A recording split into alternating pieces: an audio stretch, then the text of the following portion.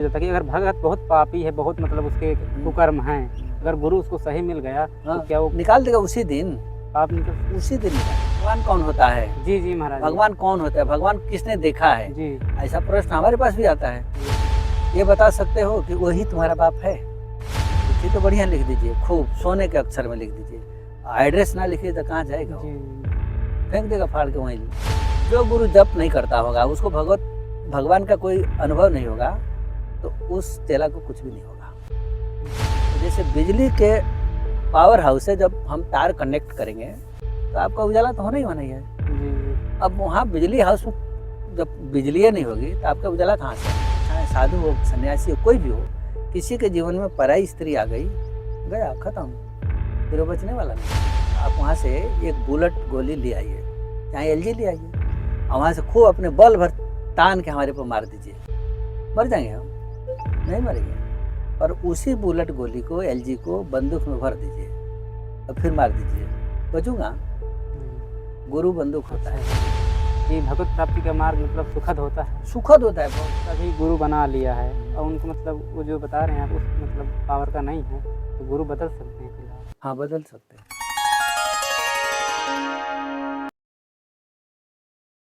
जो भगवान के मतलब भजन को या किसी सत्संग को या किसी प्रकार की प्रतिमा को वो अपने दिल में कभी बसाया नहीं है, नास्तिक समझिए एक तरफ से, वो कैसे इसको मतलब अनुभव करे कि अब उसके लिए तो थोड़ा तो आस्तिक तो बनना पड़ेगा।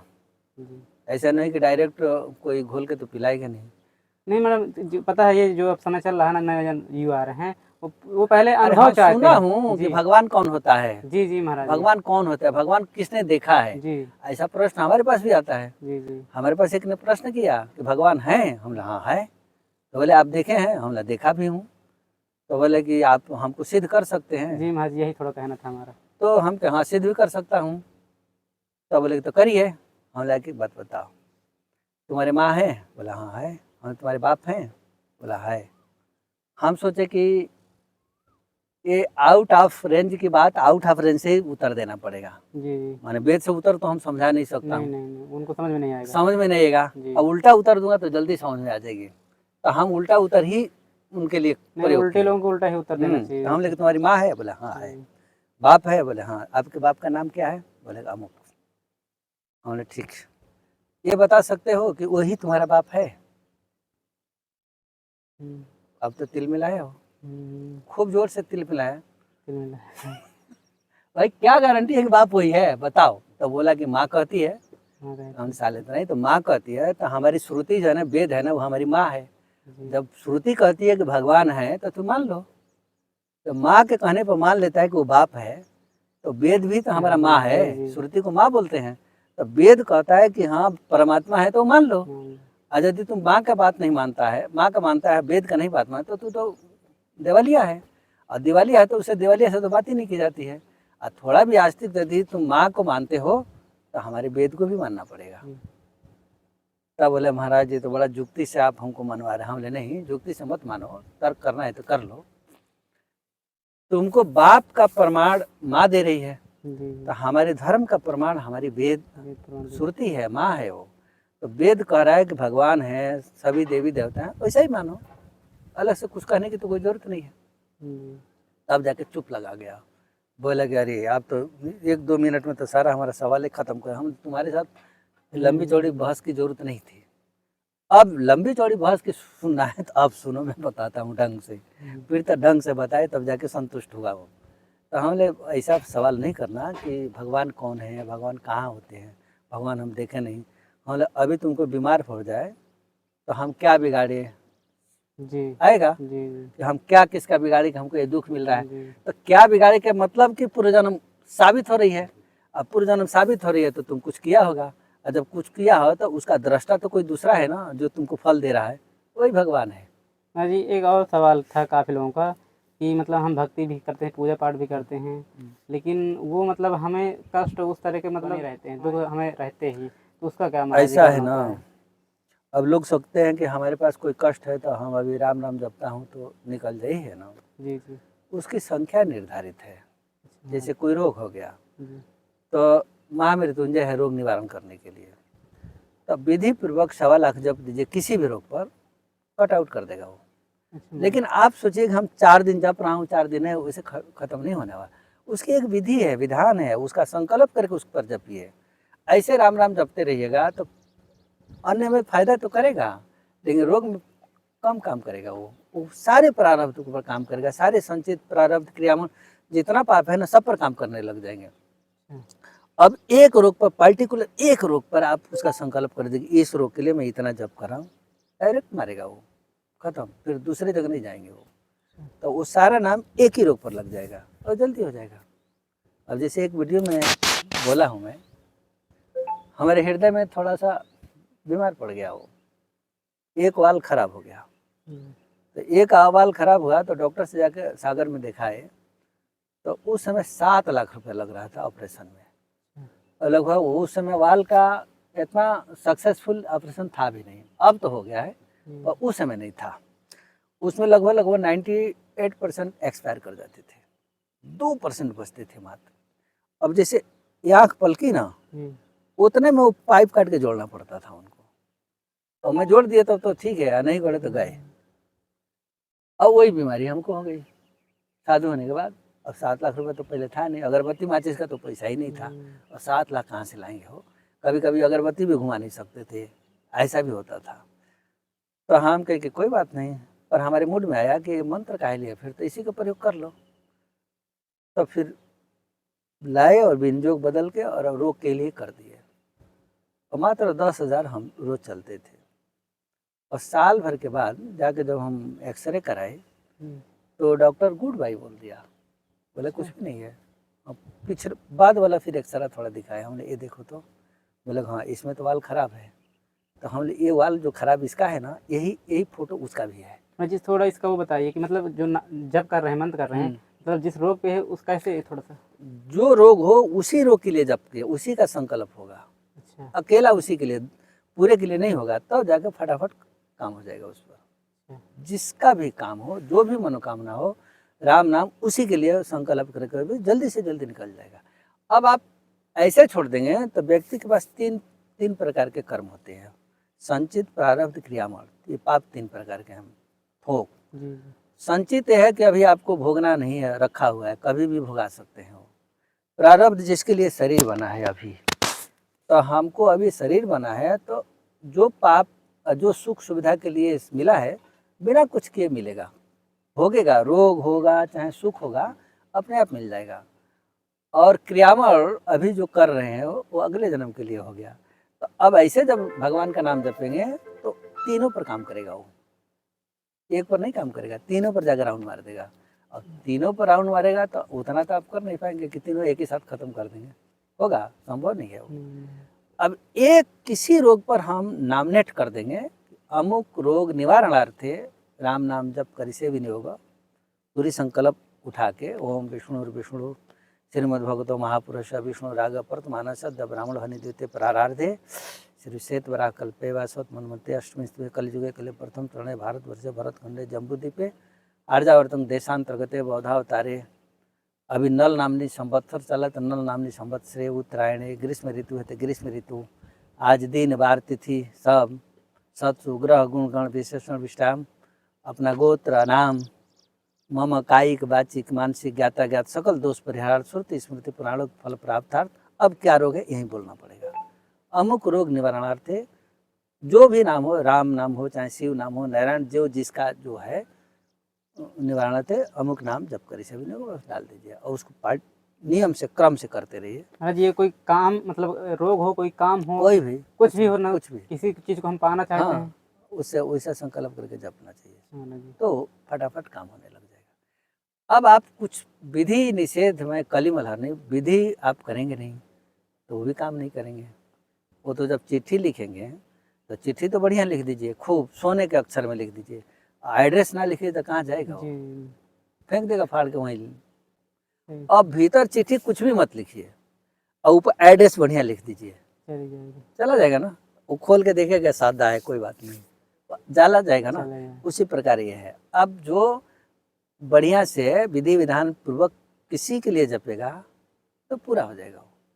महाराज जी एक और सवाल है कि जैसे भगवत प्राप्ति की ओर हम जा रहे हैं, मंत्रों सब कर रहे हैं, क्या इसमें गुरु साथ रहना? गुरु के तो बहुत बहुत जरूरी है। जी। बिना गुरु के तो हर कदम पर लटक जाएगा वो। महाराज जी कुछ ऐसे कमेंट आए थे कि मतलब हमने गुरु ही बना लिए हैं, लेकिन उस प्रकार का हमें मार्गदर्शन नहीं मिला, ना मिल रहा है। नहीं मिलेगा। असल बात ये है, जी। जो गुरु जप नहीं करता होगा, उसको भगवान का कोई अनुभव नहीं होगा, तो उस चेला को कुछ भी नहीं होगा। महाराज जी उसकी पहचान थोड़ा सा पहचान ये है कि पहले ही पता लगा, गुरु करो जान के वाली बात ऐसे ही आएगी ना। गुरु जब जान के करेंगे कि वो भजन करते हैं कि नहीं करते हैं, पहले पता लगाइए। अब भगवान के प्रेमी हैं कि नहीं, भगवान कहाँ तक उनको सिद्ध हैं, ये भी पता लगाना पड़ेगा। तो जैसे बिजली के पावर हाउस से जब हम तार कनेक्ट करेंगे तो आपका उजाला तो होना ही होना ही है। जी जी। अब वहाँ बिजली हाउस में जब बिजली नहीं होगी तो आपका उजाला कहाँ से आएगी।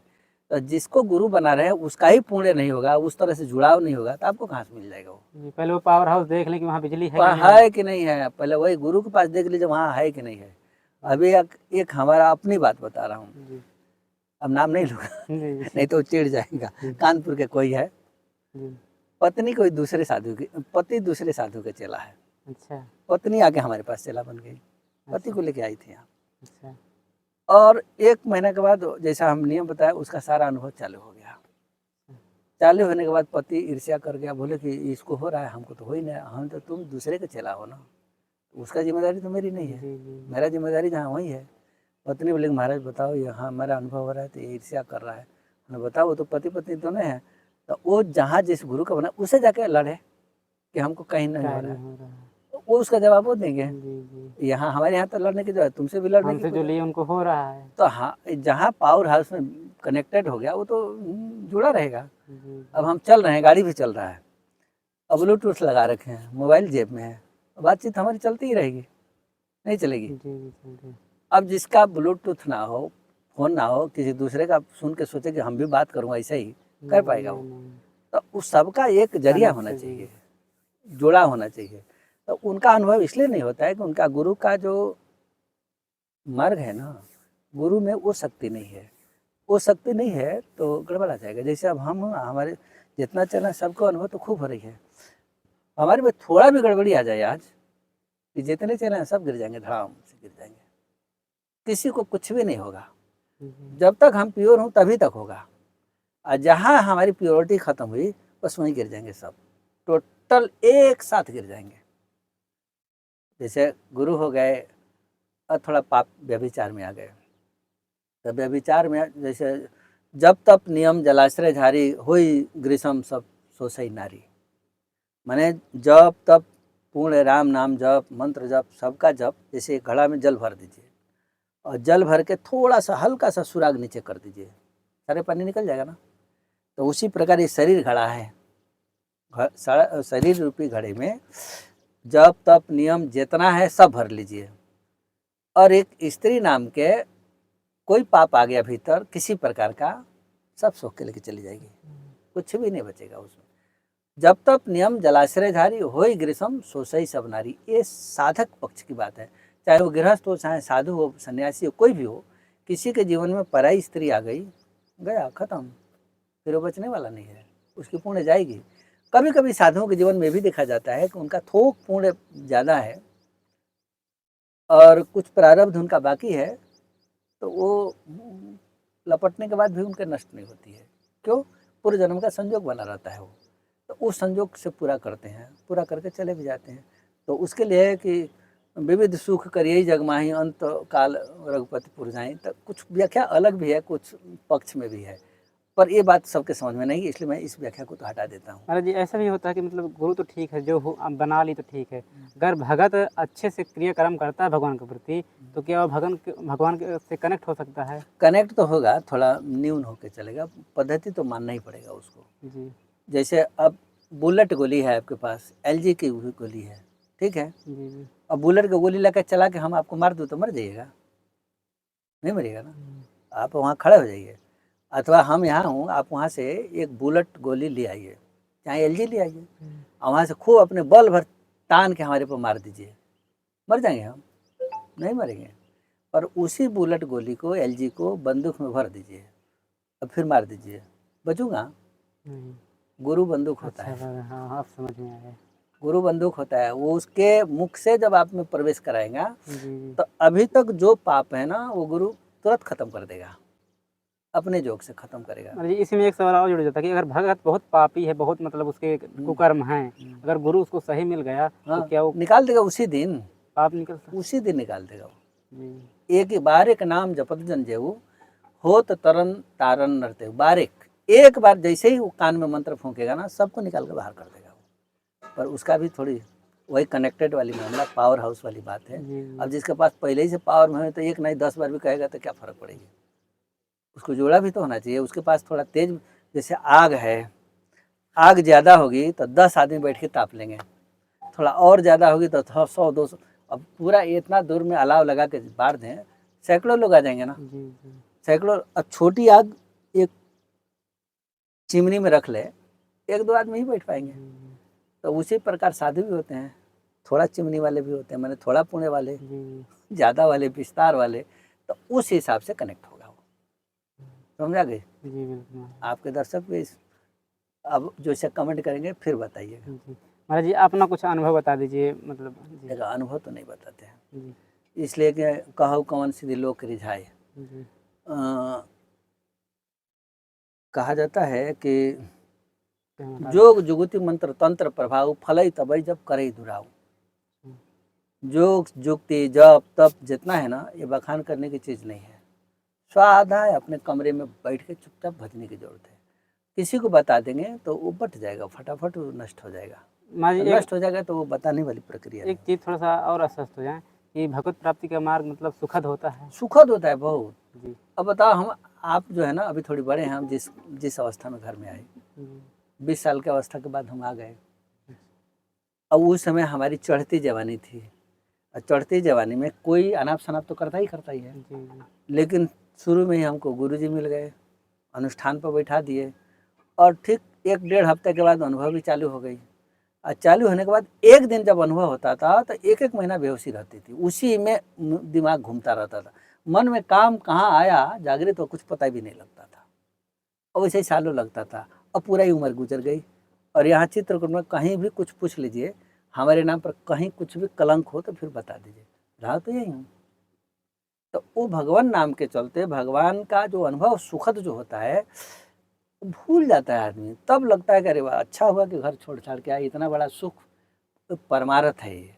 घर का जो संपत्ति है वो अर्थ है, केवल अर्थ है, और इसमें परमार्थ जुड़ा है, परम जोड़ अर्थ, इसके ऊपर कोई अर्थ है ही नहीं, धन है ही नहीं।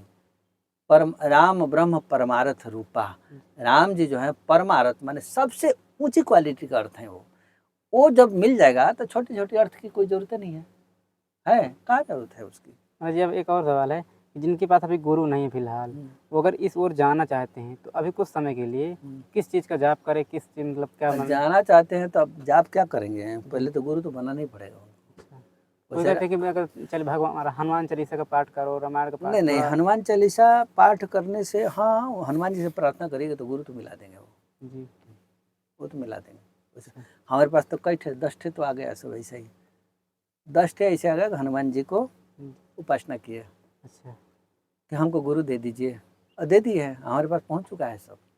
हम कहें तो आप ताजुब हो जाइए, जम्बू के रमाकांत शर्मा, आप तो नाम बता दे उस दिखेगा तो वो हनुमान जी से बोले कि हमको गुरु दे दीजिए, जी और हनुमान जी की उपासना 1-2 महीना किए, और 2 महीना करने के बाद, 2 महीने के बाद हमारे पास उनका फ़ोन आ गया, वीडियो देखे, और देखने के बाद बोले कि अब तो ये गुरु तो हमारे यही हैं, अब कहीं नहीं जाऊँगा। अब फिर फ़ोन आ गया, महाराज मैं तो, हमारा गुरु तो मिल गया। हमने कैसे? तो वीडियो देखे, हनुमान जी की उपासना किए, आप मिल गए, आप विश्वास हो गया। अभी 4-5 दिन पहले हमको मुरादाबाद से फ़ोन आया एक दिन, बड़ा विचित्र फ़ोन आया उस दिन, ऐसा फ़ोन तो हमारे पास कभी भी नहीं आ रहा। अब फ़ोन जब हम उठाए तो उसके बाद खूब रोया वो, बाहर लड़का है, खूब रोया। हम रोने के बाद हमने, तुम रो क्यों रहा है? तो आप मिल गए इसलिए मैं रो रहा हूँ। हम तो रोने का क्या मतलब? बोला कि 3 साल पहले मैं आपको देख रखा हूँ स्वप्न में कि आप हमारे गुरु हो। अब देखिए, अब वीडियो तो अभी 4 महीना पहले आया ना, वो 3 साल पहले देख रखा है हमको इस रूप में। और आपके साथ आपके 2 शिष्या भी हैं, साध्वी, और 2-4 साधु हैं, गणना भी बहुत बढ़िया किया हो। और अब 3-4 साधु और 3-4 ठे वो 2 ठे शिष्याओं के साथ हैं और मैंने दंडवत किया। मैं खोज रहा हूँ हर जगह, अयोध्या में और चित्रकूट में और वो कहाँ जाके खोजे, पर आप तो मिलते नहीं थे। आज वीडियो जब मिला है तो मैं पहचान गया हूँ कि आप पे हो, इसलिए मैं फ़ोन किया हूँ। अब बताइए इसके साथ क्या होगा? तो अच्छा ठीक, तो शिष्या की बात किया 2, तो ठीक 2 ही अभी है सब हमारे पास, और दोनों देख रखा है वो। अब इस क्वालिटी को तो नकार तो नहीं सकता हूँ ना, और दोनों को बोला हूँ कि तू अभी 1 साल बाहर रहो, जब हम यहाँ बना लूँगा तुम्हारे कमरा सेट हो जाएगा तब मेरे रख के उधर रख दूँगा, पर अभी तो हमारे पास नहीं है तो कहाँ से रख दूँगा। पर उस लड़के का दाद देता हूँ कि इतना एक रेट खींच के लेके आया और खूब रोया, कहने के बाद फिर भी रोया खूब। बोले कब आऊँ? हम बोले अब तुम तो जब भी चाहो तभी आ जाओ। साधु बनने के लिए घर बार छोड़ के तैयार है। एक और कोटा के लड़का तुम्हारे जैसा है, सिविल इंजीनियर, इसी गुरु पूर्णिमा में बेरक लेगा। एक और लड़का है, वो कहाँ का है याद नहीं आ रहा है भैया, देवघर के, बिहार के। अच्छा। वो भी इस गुरु पूर्णिमा में BA BSc करके इंजीनियरिंग करके फिर वो भी आ रहा है। तो इसके पीछे क्या है? पूर्व जन्म का सबका पुण्य जुड़ा तो है ना, तो पुण्य जुड़ा है तो वो संजोग जुड़ जाएगा, तुरंत छोड़ के भाग रहा है। जबकि वो भी लड़का अकेला ही है, ये भी लड़का अकेला ही है, कोटा वाला भी अकेला है, मात्र एक भाई और एक बहन। और भगवान का इतना नशा चढ़ा है कि माँ बाप सबको, बाप को पकड़ के लेके आया था हमारे पास, चलो कहो कि मैं चेला बना दें। फिर यहाँ से गए लोग, फिर वहाँ से बहन फ़ोन किया कि महाराज वो मान नहीं रहा है, आप चेला बना दें। हमने ठीक है बना दूँगा। महाराज जी, अब अंतिम सवाल है कि जिन्होंने कभी गुरु बना लिया है और उनको मतलब वो जो बता रहे हैं आप उस मतलब पावर का नहीं है, तो गुरु बदल सकते हैं फिलहाल? हाँ बदल सकते हैं जी। शिष्य धन हरे पर शोक न हरे, ते गुरु घोर नरक मह परे, साफ साफ लिखा है। जी। शिष्य का शरीर ही एक धन है। अच्छा कोई चेला बनेगा तो कुछ ना कुछ तो देवे करेगा उसको, तो अपहरण हुआ ना वो, तो अपहरण हुआ, उसका शोक अपहरण नहीं हो रहा है, तो फिर नरक में जाने का जगह। अरे हम जब पहुंच नहीं पाए तो दूसरे को तो पहुंचा नहीं पाऊंगा। इस न्याय से उसको चेला नहीं बनाना चाहिए। जब हम ही नहीं पहुंच रहा हूँ तो दूसरे को कहाँ पहुंचाऊंगा? समझ रहे हैं ना? हमारे पास कुछ पावर हो कि हाँ यहाँ से ढकेल के वहाँ लेके चला जाऊंगा, तो भी ढकेलने का कोशिश करेंगे ना। हमारे पास बल नहीं है तो फिर कहाँ ढकेल के ले जाएंगे उसको? ये होती है। तो बदल सकते हैं। हाँ बदल सकते हैं खूब आराम से। तो दोस्तों, आज के सत्संग महाराज जी की हमारी कैसे लगे कमेंट करके जरूर बताइएगा। और भी अगर कोई सवाल हो तो आप रखिए कमेंट में, हम महाराज जी से अगली बार कोई सवाल होंगे आपको जो ज़रूरी हो, कि लगता है कि आपको भगवत प्राप्ति में कोई असुविधा हो रही है, बाधा आ रही है, तो हम महाराज जी से ज़रूर दोबारा संपर्क करेंगे।